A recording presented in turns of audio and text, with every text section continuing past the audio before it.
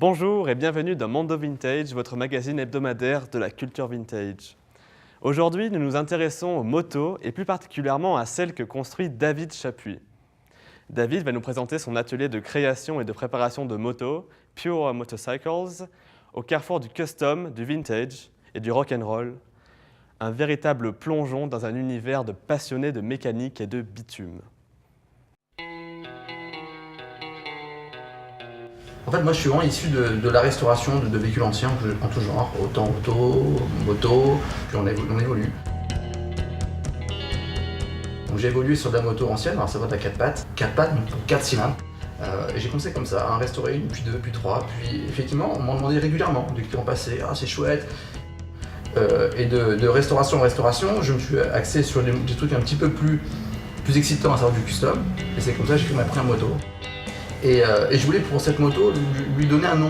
Donc je cherchais quelque chose d'assez simple, assez efficace, assez pur finalement. Et c'est devenu Pure Motorcycle. Mes clients ne sont pas forcément des jeunes qui ont 20 ans.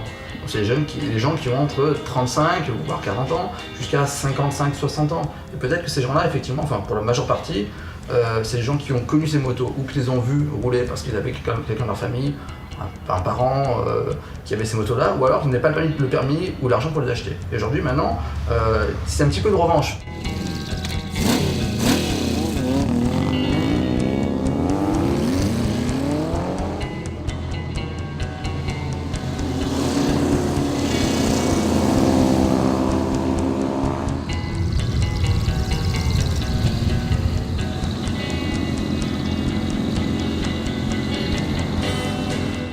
On part d'une base, d'une candidate, souvent ce sont des balles moto en mauvais état ou en très mauvais état, que l'on fait intégralement neuve, avec une approche beaucoup plus custom, donc on modifie beaucoup de choses. Donc ça se montre d'avoir une candidate, de la démonter intégralement et de refaire tout intégralement pour faire une moto chouette, mais surtout fiable. Donc ça veut dire de la mécanique, mais aussi de l'esthétique. Donc elles sont jolies à regarder, surtout aussi roulables, exploitables au quotidien. Donc ça sous-entend beaucoup de travail. On imagine qu'il faut passer 2 à 3 mois de travail sur une moto. Moi, j'aime ce que je fais parce que j'exprime ce que je suis. Mais les motos que je crée me ressemblent, en tout cas je pense. Et l'idée le plus complexe, finalement, c'est d'arriver à faire une moto qui me ressemble, mais qui ressemble aussi à son propriétaire. Parce que quand je fais une moto, je la fais pas pour moi, je la fais pour quelqu'un. Donc c'est arriver un peu à capter les attentes de ce propriétaire, de ce client, et faire une moto qui lui ressemble sans le trahir. Voilà. C'est ça, en fait, l'enjeu. Après, chaque individu a sa vision du custom, chaque personne a son interprétation et son univers. Moi j'aime le custom tel que je le fais, tel que je le réalise. Il y a des customs qui sont complètement différents ou des approches complètement différentes de la mienne dans lesquelles je ne me retrouve pas. Ça c'est une moto qui va être entièrement reconditionnée, entièrement refaite à neuf, la mécanique bien évidemment, pour un client qui souhaite une moto pour lui au quotidien. Vraiment rock'n'roll dans l'air du temps, avec une culture très old school finalement, mais fiable. Voilà. On va démonter la moto intégralement, on va fabriquer de la boucle arrière, fabriquer une selle, modifier les garde-boue, on va faire une partie cyclique cohérente, Loïc lui va se charger du moteur. Pour ma part, je vais m'occuper de tout le reste de la moto, Loïc c'est vraiment le technicien des moteurs, maintenant il faut dire ce qu'il est, hein. Et moi je suis plus dans la cosmétique. Donc tout ce qui est effectivement les petites subtilités, les petits détails, la peinture, la finesse, c'est moi qui l'apporte, lui qui amène la technique. Voilà, avec deux on est très complémentaires. Pour les motos anciennes, c'est assez simple, ce sont de vraies motos avec de vraies mécaniques. Moi j'ai pas mal bossé dans le monde des motos modernes en tant que chef d'atelier et préparateur de véhicules neufs notamment aussi, en tant que technicien et mécanicien, mais j'ai jamais su trouver réellement ce qui me faisait vibrer sur des motos récentes, malgré le fait que le travail me plaise, mais je suis plus à l'aise sur des motos anciennes que sur des motos modernes.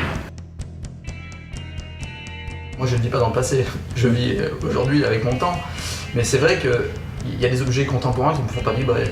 Quand je vois les véhicules modernes, en tout cas récents, soit auto ou moto, c'est pas mon univers, ça ne fait pas du tout vibrer. Donc c'est vrai que j'aime rouler avec des objets. Alors, je ne suis pas un motard dans l'âme, je suis un passionné de plein de vieilles choses, de plein de belles choses, des choses qui ont l'histoire, qui ont vécu, qui ont vraiment quelque chose pour moi, qui ont une âme. Donc forcément, ça va être une moto ancienne qui a 30 ou qui a 40 ans, qui a un vécu beaucoup plus excité qu'une moto contemporaine que je vais acheter neuve dans une concession. Moi, j'ai pas de moto hier en fait. J'ai plein de jouets. J'ai plein de jouets différents et chaque jouet m'apporte quelque chose. Ce qui est idéal, c'est difficile à dire. J'ai pas de moto idéale. La moto qui fait vibrer. J'ai plein de motos qui me font vibrer, chacune à leur façon. J'ai des motos qui sont sur l'étagère, qui ne roulent pas, qui me font vibrer, ne serait-ce qu'à la regarder. J'aime utiliser au quotidien. L'idéal, non, parce que il faut plein de jouets, il faut plein de motos, il faut plein de choses. Hein. Donc si j'en avais qu'une, je serais malheureux. Même si c'est la moto idéale, je serais malheureux d'en avoir qu'une. Je préfère en avoir plein, peut-être moins parfaite, mais chacun a quelque chose qui m'apporte quelque chose. Voilà. Merci d'avoir suivi notre édition. Nous nous retrouvons la semaine prochaine à la découverte de l'impressionnante collection de guitares custom d'un autre passionné. Salut!